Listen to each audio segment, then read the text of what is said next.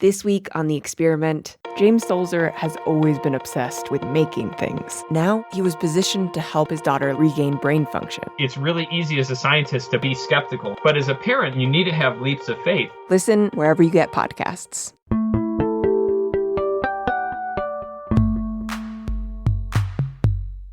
Three defendants were convicted of committing federal hate crimes in connection with the murder of Ahmaud Arbery. On Tuesday, Attorney General Merrick Garland delivered these remarks. On February 23, 2020, Mr. Arbery was targeted, chased, shot, and killed while running on a public street. Today, a jury of the defendants' peers unanimously found beyond a reasonable doubt that the defendants acted because Mr. Arbery was black. This federal hate crime conviction adds another measure of accountability for the three men convicted of murder and sentenced to life in prison last November.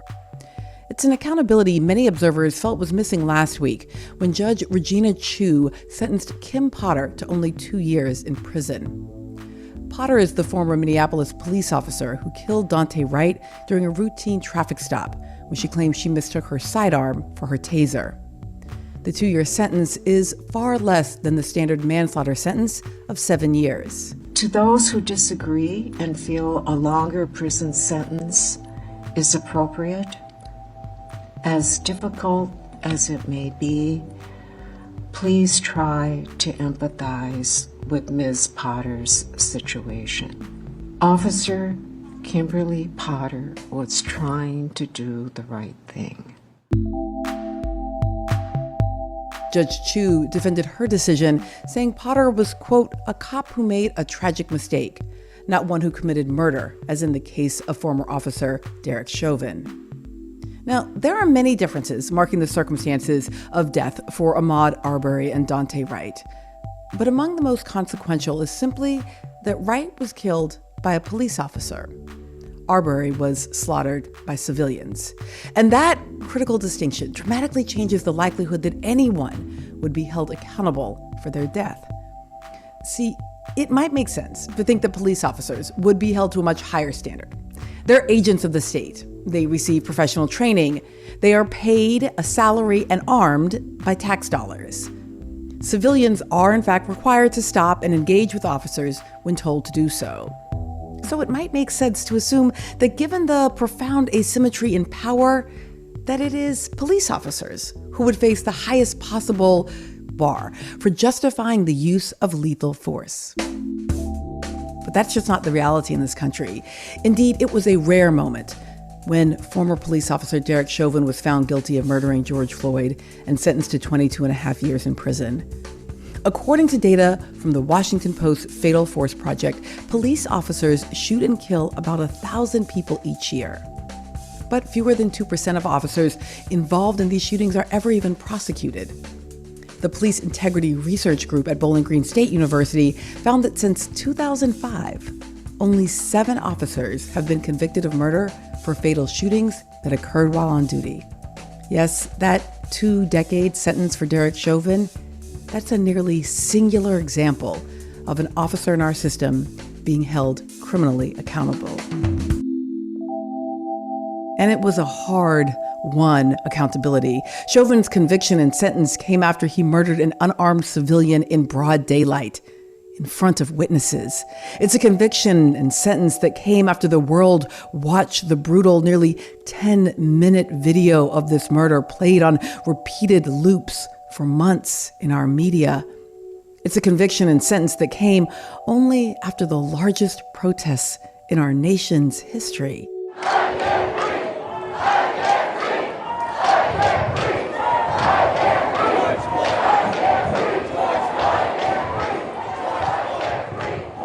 And the trial began for 3 other officers involved in Floyd's death. The trial is now in jury deliberations, and the officers are accused of violating Floyd's civil rights by not intervening as they witnessed Chauvin murder him. And even as we collectively steel our spines to revisit the horrors of that May afternoon in Minneapolis, we also find ourselves living in a nation with rising crime rates. As both property and personal crime climb in America's cities, media coverage and lived experience have left many feeling vulnerable. And in our country, fear of crime is accompanied by public policies that increase the number of police and increase their access to ever more deadly tools of law enforcement. So, how much has policing changed in recent years? And what are the challenges of making lasting change in policing? I'm Melissa Harris Perry, and this is The Takeaway. Let's talk now with Tracy Mears, the Walton Hale Hamilton Professor of Law at Yale University School of Law and founding director of the Justice Collaboratory. Professor Mears, great to have you here. So good to hear your voice, Melissa. And also with us is Nia T. Evans, writer, organizer, and fellow at the Boston Review. Her recent piece is titled Blue Lives Matter. Nia, welcome to The Takeaway. Thanks for having me. Professor Mears, I want to start with you. You were actually part of a movement to reform policing, or an effort to reform policing, well before 2020 when you served on the White House Commission for 21st Century Policing Reform during the Obama administration. Can you tell us any of the key recommendations of that report that have actually been implemented, that we've seen take effect over this past decade?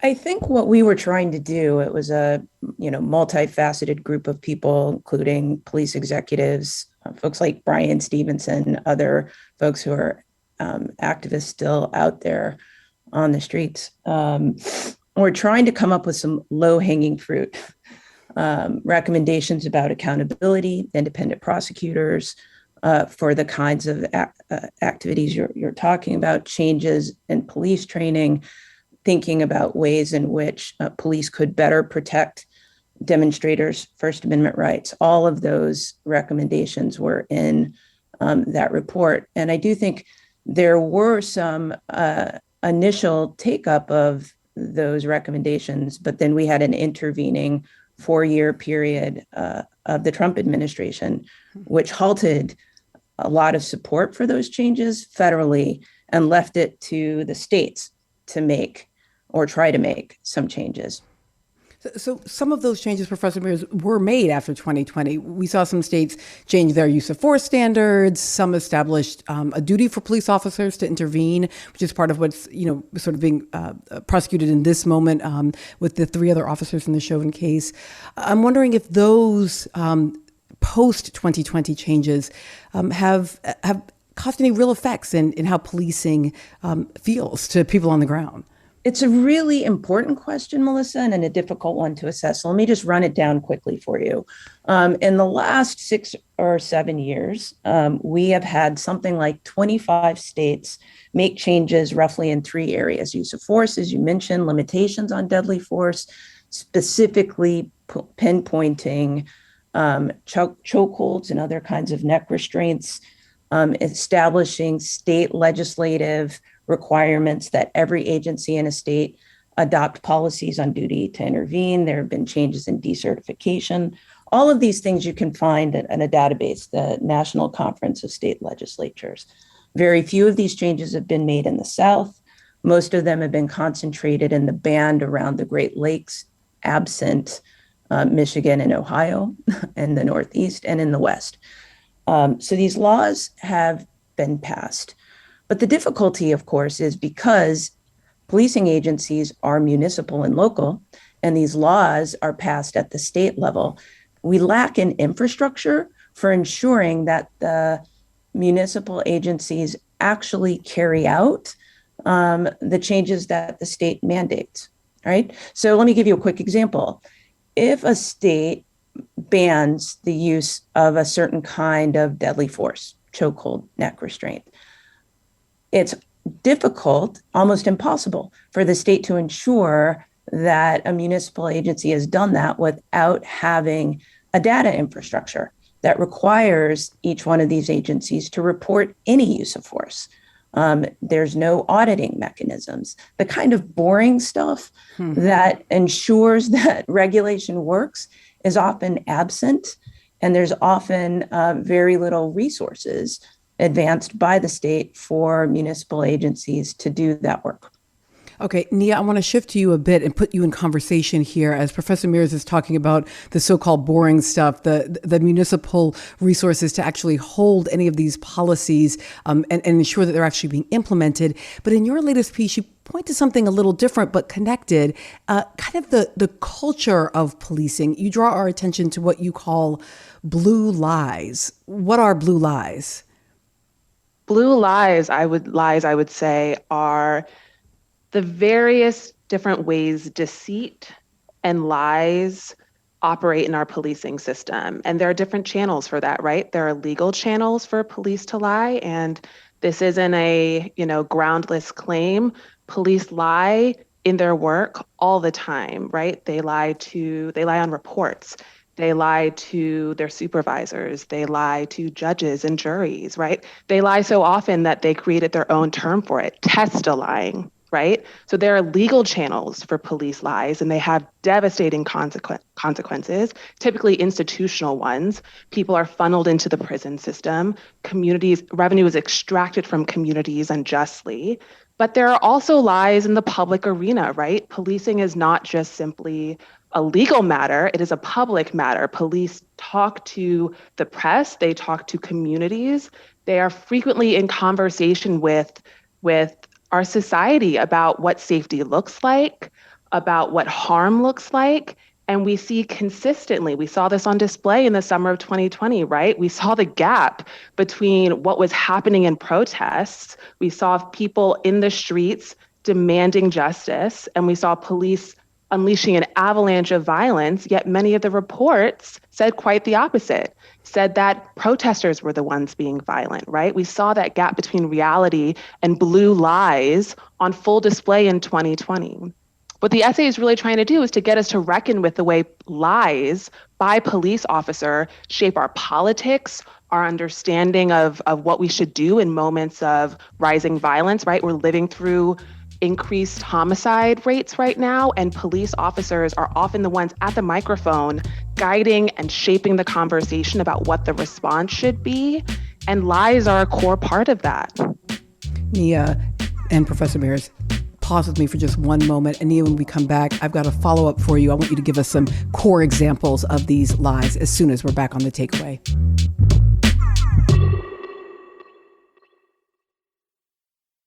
WNYC Studios is supported by Grubhub. Sometimes getting to a so-called convenience store isn't actually very convenient.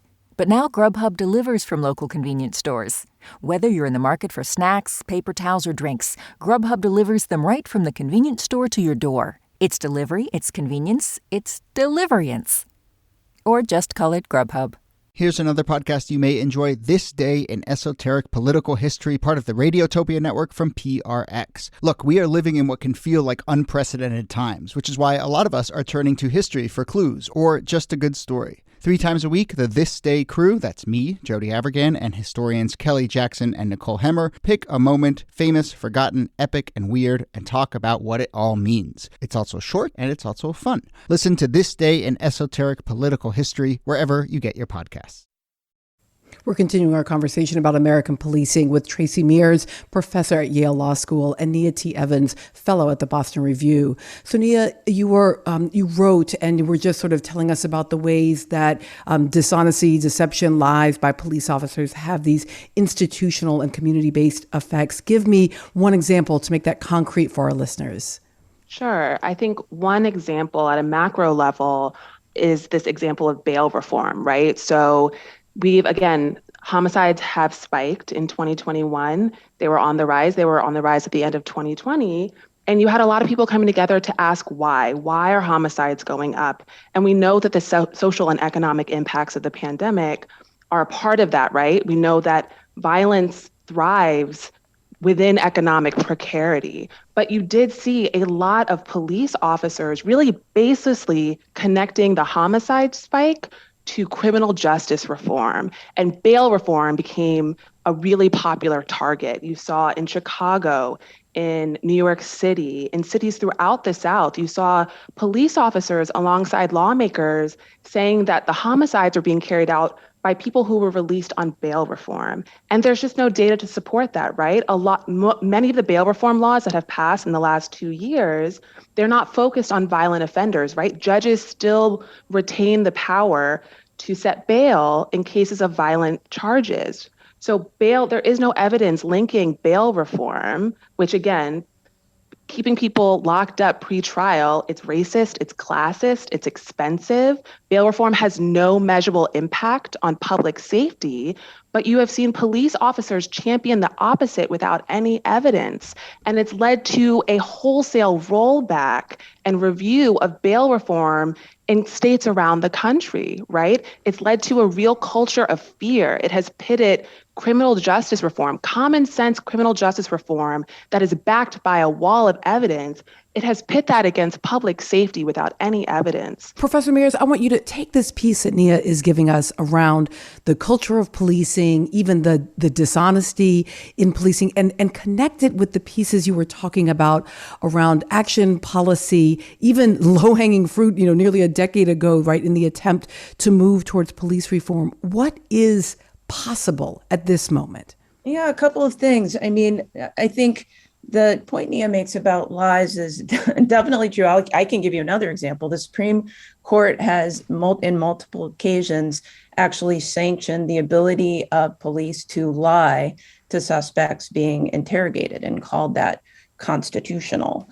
And that confessions achieved in that way are deemed voluntary for purposes of constitutional law, right? So here's the thing. I think that's a great example, and the ability of people to tell these stories in public and manipulate the longstanding public appetite for making policy out of fear around issues related to safety is consistent with the idea that I was mentioning about the fact that policing lives in a data-free zone. We have very little systematic public evidence about what police do. And so that infrastructure I was talking about, when you are talking about reform, it makes it very, very difficult to get this done. And you add to this the federalism problem. That is, every policing agency exists in its own municipal bubble. The best regulatory structures usually come at the federal level with lots of resources. But even your own data that you mentioned at the outset of this segment, the Fatal Force Project, that's a journalism project, essentially. In other countries, there are official data about the number of fatalities that police cause, or just the interactions that police have with civilians. We need actual data to make progress, serious progress on this problem, which would then change the issue around how we deal with what I like to call, following Veschler-Weber, safety deprivation. Violence is a problem, and the state should be addressing it.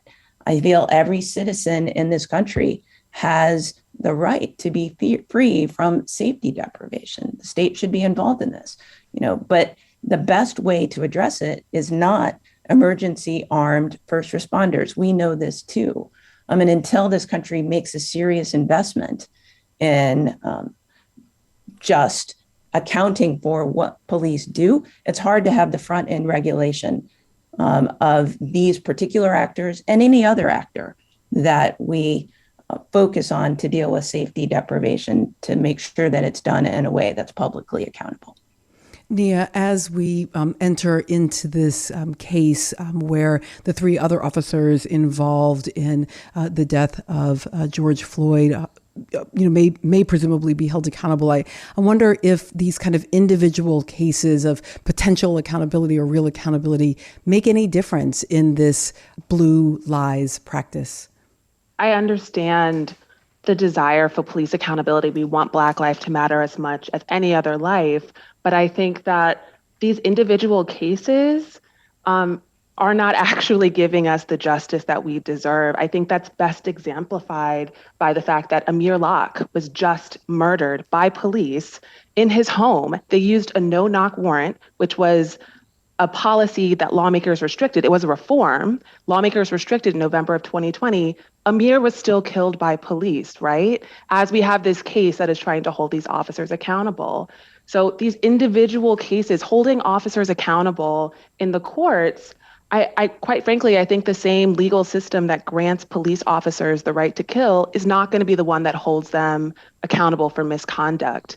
I think that we need more than just accountability through the courts, through a system that is already predisposed to protect officers. We deserve justice, right? Not just accountability. And justice does not rely on the legal system. We can create justice ourselves. We don't need a judge to give us justice. Justice can be created through building healthy, resourced communities. Nia T. Evans is a writer, organizer, and fellow at the Boston Review. She's also an alum of the Anna Julia Cooper Center. And Tracy Mears is the Walton Hale Hamilton Professor of Law at Yale University School of Law and founding director of the Justice Collaboratory. Thanks to both of you. Thanks. Thank you.